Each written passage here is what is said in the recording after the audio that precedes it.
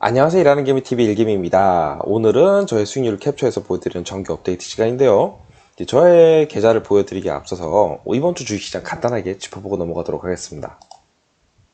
이번 주의 뉴스는 이제 금리 얘기입니다. 거의 다 금리 얘기인데, 첫 번째 뉴스는 중앙은행들이, 이제 여러 나라의 중앙은행들이 더 이상 일관적인 정책을 쓰지 않더라라는 얘기입니다. 어찌 보면 당연하죠.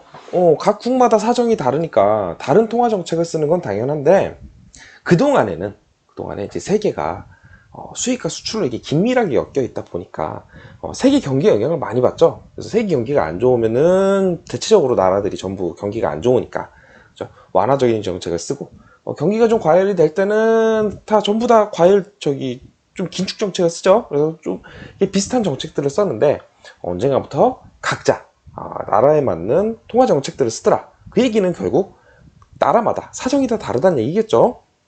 그러니까 이게 일관적으로 경기가 비슷하지 않고 각자 나라마다 다르더라. 자, 두 번째 뉴스는 영국 기준금리를 0.5%포인트로 깜짝 인상했습니다. 이거 참 금리 인상이 끝나간다라고 이제 생각을 다들 하고 있는데, 이제 영국뿐만이 아닙니다. 기사를 보시면 영국뿐만 아니고 유럽 전체적으로 아직 끝나지 않았다라는 걸 보여주는 그런 금리 정책들이 나왔습니다. 자, 이번 주 코스피를 보시면 우시는 분들 많았을 거예요. 2% 떨어졌죠. 2%. 지난주도 좀 떨어졌는데 지난주에 이어서 이번 주도 2% 떨어졌고요. 코스닥도 코스닥 P보다는 좀 낮지만 역시 하락을 하면서 이번 주는 웃을 수 있는 분들이 사실은 별로 없었을 것 같다라는 생각을 개인적으로 합니다. 물론 저도 그렇고요. 저도 많이 깎였습니다, 이번 주에. 자, 그럼 뉴스들 조금 자세히 볼게요. 자, 보시면 이제 각국 중앙은행들이 더 이상 이제 동기화하지 않더라. 자, 보시면요. 유럽 중앙은행은 3.75%에서 기준금리를요. 4%를 0.25% 인상했습니다. 물론 이유는 당연히 물가죠. 물가가 기름값도 내려가고요. 기름값도 안정화됐죠. 천연가스도 안정화됐는데도 불구하고 물가는 잡히지를 않아요. 이상하게. 예전에는 뭔가 이제 물류 시스템이 막히고 기름값도 오르고 천연가스 가격도 올라가면서 어쩔 수 없이 이 물가 인상을 잠깐 어쩔 수 없는 것으로 받아들였다면, 지금은 그쵸, 물류도 다 풀렸고요. 석유도, 원유도 이제는 좀 안정이 됐고 천연가스도 안정이 되는데 물가는 이상하게 잡히질 않아요. 자, 그런 상태이기 때문에 유럽에서는 이제 기준금리를 0.25% 올렸는데, 반면에 중국은 금리를 내리면서 경기 부양을 시도를 하고 있습니다. 그리고 일본은 인플레이션이 이제 있음에도 불구하고 때는 이때다. 그동안 이제 물가가 30년 동안 오르지 않았죠, 일본은. 그래서 물가가 상승하는 때는 이때다. 자, 이거를 유지를 해야 된다라고 하면서 금융 완화 정책을 유지를 하고 있습니다. 각국마다 상황이 너무 다르다는 거죠. 그래서 일관적인 정책이 되지 않는 약간은 특이한 상황이 좀 벌어지고 있다라는 기사고요. 자, 이거 이제 영국 얘기인데, 아까 유럽 중앙은행이 0.25% 올렸죠. 영국은 0.5% 올렸습니다.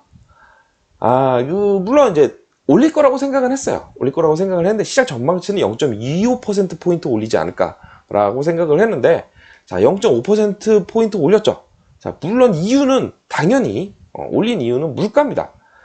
전문가들은 8.4%, 이것도 어마어마한데, 자, 물가가 8.4%, 영국 같은 나라에서 8.4% 오르는 거 어마어마한 거죠. 이것도 굉장한데 그걸 넘었죠. 8.7% 올렸습니다. 요즘 유럽이, 특히나 다른 나라도 다 그렇지만 특히 유럽이 물가 때문에 난립니다. 이렇게 스웨덴에서는 비욘세가 콘서트를 하는 바람에 물가가 0.4%더 올라갔다라는 이런 웃지 못할 뉴스까지도 나오고 있는데요. 자, 보시면 스위스하고 노르웨이도 기준금리를 0.25%, 0.5% 각각 올렸어요. 보시면 우리는 이제 미국의 기준금리만을 바라보면서 이제 금리 인상이 어느 정도 끝난 것 같아, 어느 정도 마무리된 것 같고, 간혹 계속 파월 형님은 아니다, 올해는 절대 아니다라고 얘기하지만 시장에서는 금리를 인하할 수도 있어 라는 기대를 하시는 분들도 있었는데, 지금 상황은 그렇지 않은 것 같아요. 이거 이렇게 쉽게 볼 일이 아닌 것 같습니다. 미국도 물론 이번에 동결하기는 했지만 앞으로 2번 정도 더 올릴 수 있을 것 같다라는 얘기를 했죠. 얘기를 하고 금리 인하는 꿈도 꾸지 말라고 한 번 더 강조해서 얘기를 했습니다. 이거 투자를 하시는 분들에게 있어서는 결코 좋은 현상이 아닌데, 어쨌든 우리는 이제 굉장히 저도 사실 저번 주까지만 해도 굉장히 낙관적인 전망을 하면서 이제 악재는 별로 나올 게 없는 것 같고 이제 호재 위주로 나올 것 같고, 그리고 악재가 어느 정도 나와도 주가가 상승을 하더라, 지금이 투자의 적기인 것 같다라는 뭐 이런 얘기를 했었는데, 이번 주 이 유럽의 뉴스를 보면서 사실은 조금 지켜봐야 되지 않나, 요런 생각을 하게 되는 한 주가 아니었나 싶습니다. 그래서 이번 주 주식시장 보면요, 일봉으로 보시면 좋았던 날이 하루밖에 없죠. 목요일에 그나마 조금 올라긴 했는데 그것도 금요일에 그나마 다 반납을 하고 결국에는 일주일 내내 뭐 거의 미끄럼틀 타듯이 주르륵 내려가는 한 주였습니다. 저희 계좌도 뭐 이런 장에서 버틸 수 없죠. 위에 게 지난주의 계좌인데, 지난주에 1016만 5,591원에서 이번 주 1004만 4,707원으로 주르륵 내려가면서 마이너스 12만원 정도 됐습니다. 물론 그래도 아직은 수익이 난 상태예요. 4% 아니구나, 1%도 안 되는 수익이긴 하지만 어쨌든 수익이 난 상태입니다. 수익이 난 상태고, 그러긴 한데 그리고 여전히 위태위태하죠. 그리고 해외 주식 같은 경우에는 10만원에서 플러스 10만원에서 5만원 정도로 내려가긴 했어요. 개별 주식으로 보자면은 디즈니를 한 주 더 샀습니다. 디즈니를 왜 사냐라고 하시면 지난 영상을 보시면 되겠죠. 어느 정도 약간 장기 투자의 느낌을 가지고 지금 디즈니를 사고 있기 때문에 사실은 디즈니가 주가가 내려가고 있는 게 저는 반갑습니다. 좀 더 내려갔으면 좋겠고, 내려가면서 계속 제가 좀 약간 줍줍 같은 걸 좀 했으면 하는 느낌이 있습니다. 근데 어쨌든 간에 주식시장은 지금 전반적으로 우리나라뿐만 아니고 미국도 뭐 유럽도 뭐 전반적으로 일본을 제외하고는 전반적으로 다 지금 좋지 않은 상황인 것 같고요. 섣불리 낙관을 하기도, 섣불리 비관을 하기에도 조금 애매한 상황이지 않나, 조금은 지켜봐야 되지 않나. 저도 이제 지금 당분간은 투자 금액을 늘리지 않고 다음 주나 다다음 주 한 1, 2주 정도는 지켜봐야 되지 않나라는 생각을 하고 있습니다. 그래서 조금 그렇다고 솔직히 얘기해서 비관적으로 볼 상황도 아닌 것 같아요.